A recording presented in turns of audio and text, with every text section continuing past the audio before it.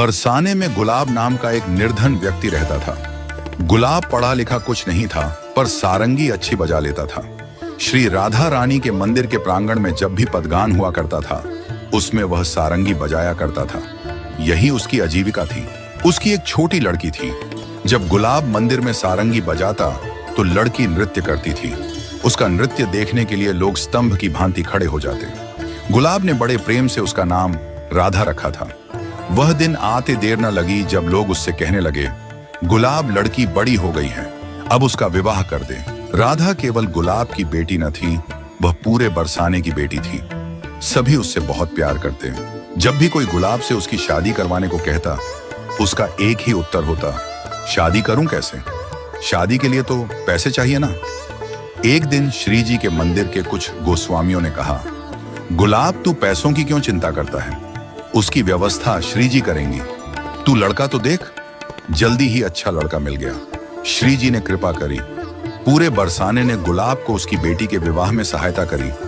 धन की कोई कमी न रही। गुलाब का भंडार भर गया। राधा का विवाह बहुत धूमधाम से हुआ। राधा प्रसन्नता पूर्वक अपनी ससुराल विदा हो गई, क्योंकि गुलाब अपनी बेटी से बहुत प्रेम करता था और उसके जीवन का वह एकमात्र सहारा थी। राधा के विदा होते ही गुलाब गुमसुम सा हो गया। 3 दिन और 3 रात तक श्री जी के मंदिर के बाहर गुमसुम बैठा रहा। लोगों ने उसको समझाने का बहुत प्रयास किया, किंतु वह सुध-बुध खोए ऐसे ही बैठा रहा।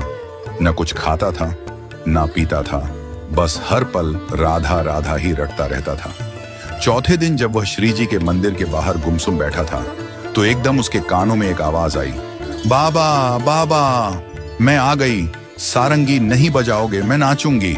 उस समय वह सो रहा था या जाग रहा था, कहना कठिन था। मुंदी हुई आंखों से वह सारंगी बजाने लगा और राधा नाचने लगी। मगर आज उसकी पायलों में प्राणों को हर लेने वाला आकर्षण था। इस झंकार ने उसकी अंतरात्मा तक को झकझोर दिया था। उसके तन और मन की आंखें खुल गईं। उसने देखा उसकी बेटी राधा नहीं, बल्कि स्वयं राधा रानी है, जो नृत्य कर रही है। गुलाब सजल नेत्रों से बोला, बेटी बेटी, और जैसे ही कुछ कहने की चेष्टा करते हुए, स्नेह से कांपते और डगमगाते हुए वह उनकी ओर अग्रसर हुआ। राधा रानी मंदिर की ओर भागी। गुलाब उनके पीछे पीछे भागा। इस घटना के पश्चात गुलाब को कभी किसी ने नहीं देखा। उसके अदृश्य होने की बात एक पहेली बनकर रह गई।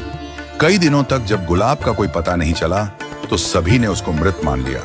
सभी लोग बहुत दुखी थे। गोसाइयों ने उसकी स्मृति में एक चबूतरे का निर्माण करवाया। कुछ दिनों के पश्चात मंदिर के गोस्वामी जी शयन आरती कर अपने घर लौट रहे थे। तभी पेड़ की झाड़ियों से आवाज आई, गोसाई